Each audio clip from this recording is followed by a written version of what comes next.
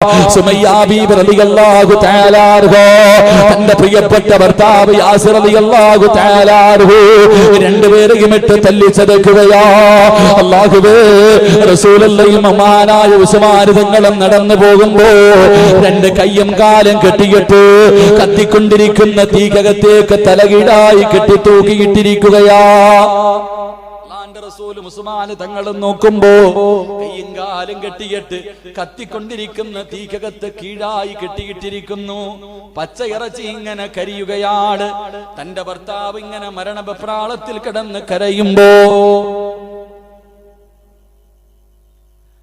തന്റെ പ്രിയപ്പെട്ട ഭർത്താവ് തീക്കകത്ത് കിടന്ന് കരിയുമ്പോ സുമയ്യ ബീബി റളിയല്ലാഹു തആല അൻഹ ഓടി വന്നിട്ട് തെള്ളി വെളിയിലേക്കിട്ടു. ശരീരം മുഴുവനും കത്തിക്കരിഞ്ഞ് മരണപ്രാളത്തിൽ കിടന്ന് അവസാനം ഇങ്ങനെ കരയുമ്പോ അല്ലാഹുവിന്റെ റസൂൽ അടുത്തേക്ക് കടന്നു വന്നു. യാസിർ ചോദിച്ചു, യാ റസൂലല്ലാഹ്, ജീവിതത്തിന്റെ അവസാനം വരെ ഇങ്ങനെയാണോ നബിയേ? അല്ലാഹുവിന്റെ റസൂൽ പറഞ്ഞു, നീയും നിന്റെ കുടുംബവും സ്വർഗ്ഗത്തിലാ. സുമയ്യ ബീബി റളിയല്ലാഹു തആല അൻഹ ഇത് കേൾക്കേണ്ട താമസം മരണത്തോട് മല്ലടിക്കുന്ന ഭർത്താവിനോട് പറഞ്ഞു, നമ്മൾ സ്വർഗ്ഗത്തിലാ, തോറ്റുകൊടുക്കല്ലേ.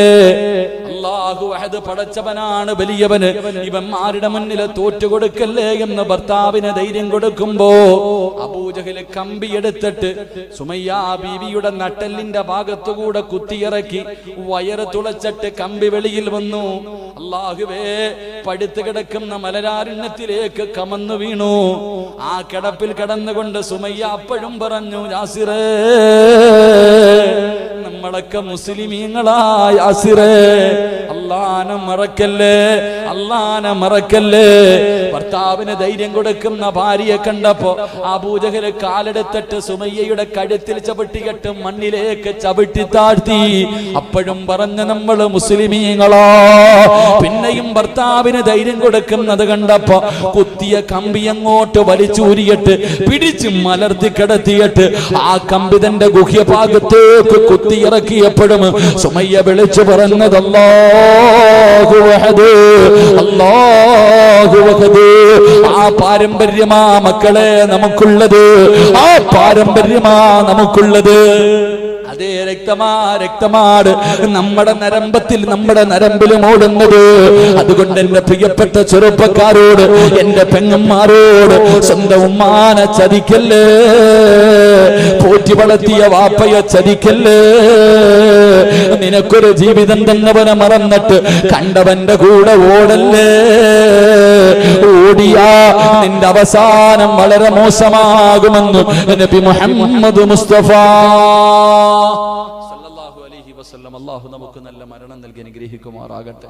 അല്ലാഹു നല്ല മരണം നൽകി അനുഗ്രഹിക്കുമാറാകട്ടെ. സംഘാടകർ ബക്കറ്റ് എടുത്തു. ഇൻഷാ അല്ലാഹ് എല്ലാവരും ഒന്ന് കൈയിട്ടെ പോക്കറ്റിലേക്ക്. ഒരു നല്ല ഒന്നുമില്ല ഉള്ളതാവട്ടെ, എല്ലാവരും ഒന്ന് പോക്കറ്റ് കൈയിട്ടെ. ഒരു നല്ല സദക്ക. അല്ലാഹുവേ, ഒരു നല്ല മരണം, വേറെ ഒന്നും വേണ്ട പടച്ചവനെ, എനിക്ക് വേറെ ഒന്നും വേണ്ട. അല്ലാഹ്, മരിക്കുന്ന സമയം നന്നാക്കി തരണം, ഷഹീദിന്റെ കൂലി കിട്ടുന്ന ഒരു മരണം തരണമെന്ന ഒറ്റ നിയ്യത്തോടെ ഒരു നല്ല സദക്ക. നാളെ ഇവിടെ വഅദ് പറയാൻ ഉസ്താദ് വരും, കേൾക്കാൻ നീ ഉണ്ടാകില്ല, വഅദ് കേൾക്കാൻ നീ ഉണ്ടാകില്ല, പള്ളി കാട്ടി കിടന്ന് കേൾക്കാനുള്ളത്. ഒരു നല്ലത് ചെയ്തിട്ട് പിരി.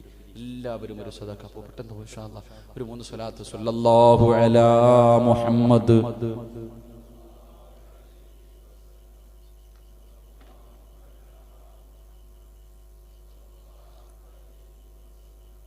അല്ലാഹുമ്മ സല്ലി അലാ മുഹമ്മദ്. അല്ലാഹു സ്വലാത്തിന്റെ ബർക്കത്ത് കൊണ്ട് നമുക്ക് നല്ല മരണം നൽകി അനുഗ്രഹിക്കുമാറാകട്ടെ. അല്ലാഹു വെള്ളിയാഴ്ച രാവിൽ ഒരു ഷഹീദിനെ പോലെ സ്വർഗം കണ്ട് ലാ ഇലാഹ ഇല്ലല്ലാഹ് എന്നുറക്കെ പറഞ്ഞു മരിക്കാൻ അല്ലാഹു ഭാഗ്യം നൽകി അനുഗ്രഹിക്കുമാറാകട്ടെ. ഈ സ്വദഖ അല്ലാഹു അതിനൊരു സബബാക്കുമാറാകട്ടെ.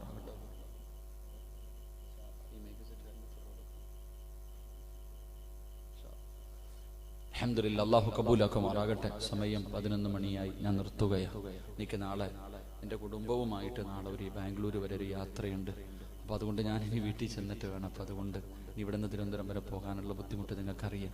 അതുമാത്രമല്ല, 11 മണിയായി. നിങ്ങളൊക്കെ വഅദ് കേൾക്കുന്നതിൽ കാര്യമില്ല, സുബഹി നിസ്കരിക്കുന്നതിലാ കാര്യം. വഅദ് പറയുന്നു, കേൾക്കുന്നു, സുന്നത്താണ് വഅദ് കേൾക്കൽ, പക്ഷേ നിസ്കരിക്കൽ ഫർള. നാളെ സുബഹി നിസ്കരിക്കണം. അല്ലാഹു ഭാഗ്യം നൽകി അനുഗ്രഹിക്കുമാറാകട്ടെ. ഞാനിങ്ങനെ 12 മണി വരെ അല്ലെങ്കിൽ 1 മണി വരെ വഅദ് പറഞ്ഞിട്ട് ഞാൻ